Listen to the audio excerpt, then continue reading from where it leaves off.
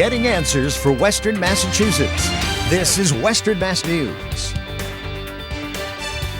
Coming up on Western Mass News, a senator calling for the governor and changes to be made at the Eastfield Mall vaccination site. And a few flurries are possible overnight, but overall dry weather will last into the start of the weekend. The details in my first warning forecast. With every storm, more of the house falls down. And concerns grow in Holyoke as the owner of a multifamily house says her neighbor's deteriorating building is becoming a safety hazard. Western Mass News is your vaccine authority. The changes seem to be working out at the Eastfield Mall, the mass vaccination site in Springfield. Good evening, everyone. Welcome to Western Mass News at 6. I'm Chris Pisano. And I'm Jordyn Jaggelinzer. People are no longer waiting outside in the cold to get their shots, but there is more to do. Western Mass News reporter Sarah Grinelli joins us live from the Eastfield Mall after getting answers on what should happen next. Sarah? Chris, Jordyn, well, the good news is people are no longer waiting outside before they can get their COVID-19 vaccine. Instead, they're heading in right over my right shoulder into the Eastfield Mall, where they do make a pretty long walk to get to the vaccine site. Now, when the senator did tour the building, he says this is a step in the right direction, but ultimately there needs to be more signage. It's a night and day difference for those 75 years old and up who are going to get the coronavirus vaccine at the Eastfield Mall. Dozens of people were forced to wait in the cold to get their shot earlier this week. But now they can head inside to the mall to wait in line. Oh, much better. Much better, because I wasn't going to come. I keep watching the lines out there. I says, I'm not going. Although waiting inside is a better alternative, Paul Rendo says the long walk was tough. It's a long walk for me. I'm 76 and it's getting tougher. So, but like I said, no pain, it's just tiring. People follow these arrows through the mall to get to the site. Senator Eric Lesser stopped by for a tour on Wednesday.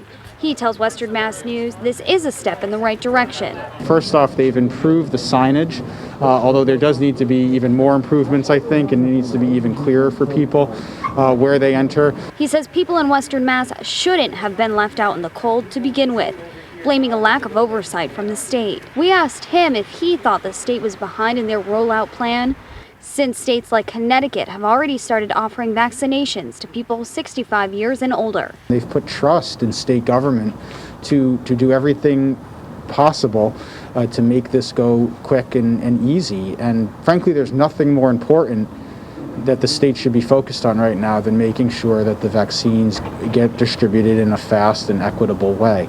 And right now, Massachusetts is very far behind.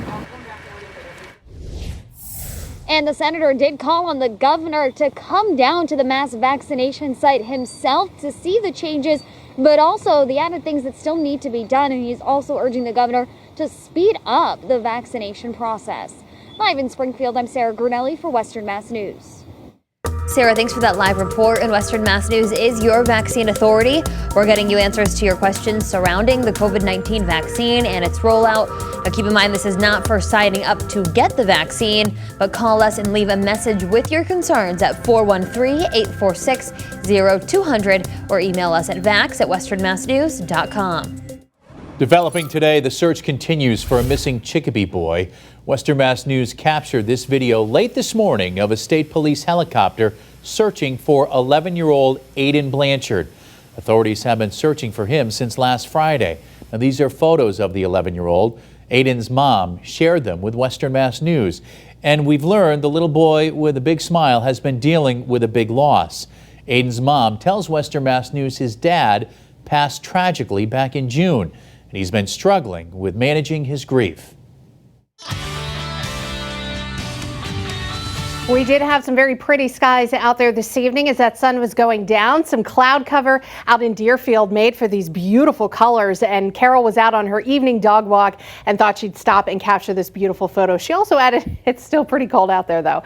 And temperatures right now in Springfield are actually down to about 24 degrees. Breezes are still out of the northwest at about anywhere between 5 and 15 miles an hour. So that on occasion is pulling wind chills down into the teens.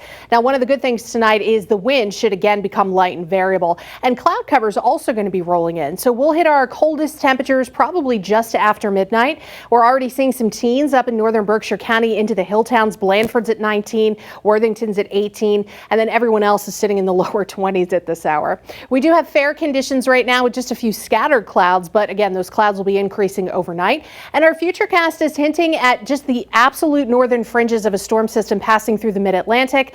Could start bringing in a couple of snow showers or flurries not long after midnight. Now, this could bring a spotty coating or two across the area, but very little impact to your travels for Thursday morning. It's just going to be kind of a cloudy and cold start to your day. We'll begin in the teens.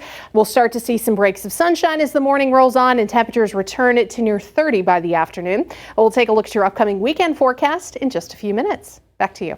Janna, thanks. Now to a story you'll only see here on Western Mass News. A crumbling building in Holyoke causing a dangerous situation for people who live right next door. Western Mass News reporter Stacy Sequestration exclusively spoke with a landlord who now fears for her tenant's safety. They cut the power, put the fence up, and then left, and it's been 2 months since that fell.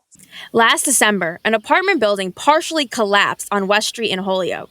A fence went up days later, but a next-door landlord says the site hasn't been touched since, and now her tenants are suffering. With every storm, more of the house falls down. Rebecca McPhee tells Western Mass News her calls to the city have gone unanswered. She's concerned about the safety of those living on her property next door. One of the biggest concerns residents have is how easy it is to get around the fence and into the property. My tenants are saying people were cutting through our yard, jumping our fence, and then going into that house because it's not locked, it's open, and it's like wide open. So, McPhee and her tenants had to take matters into their own hands. They've tried to set up their ring. We've put a lock on the gate because people are like breaking into the house. Now, even entering their own home is a struggle. Technically, there's no access to the house because the street is completely blocked. And the alleyway, if you have like a Jeep, you can get down it. But if you have anything else, and if there's any rain, it's like 2 feet of water. Western Mass News getting answers. We reached out to the Holyoke Building Commissioner, Damian Cody, on Wednesday.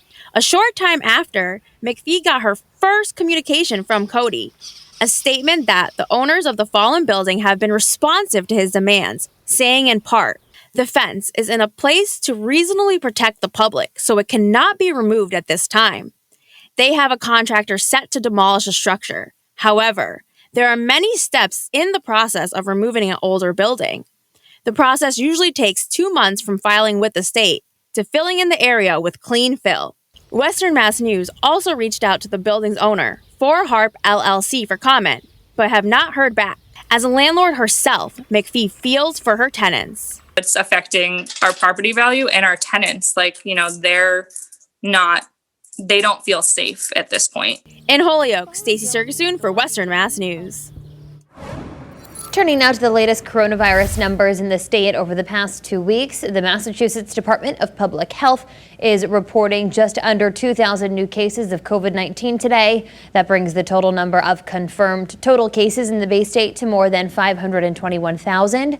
More than 52,000 of those are believed to currently be active.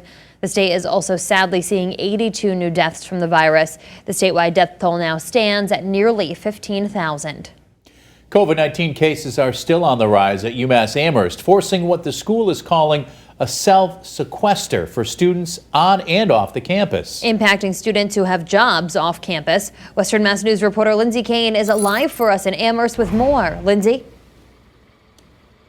Chris and Jordyn, there are over 100 new COVID-19 cases reported just overnight here at UMass. On Tuesday, the university reported a total of 432 active cases. Now today, 548 active cases were reported. Because of these high numbers, students have been told they can't leave their dorms or off-campus houses unless they're getting food, going to get a coronavirus test, or going to a doctor's appointment.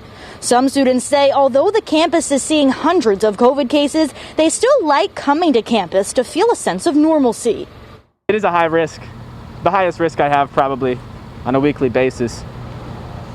But it's nice to be here because I see so many people, and it's nice to see people of my age, even if they're strangers.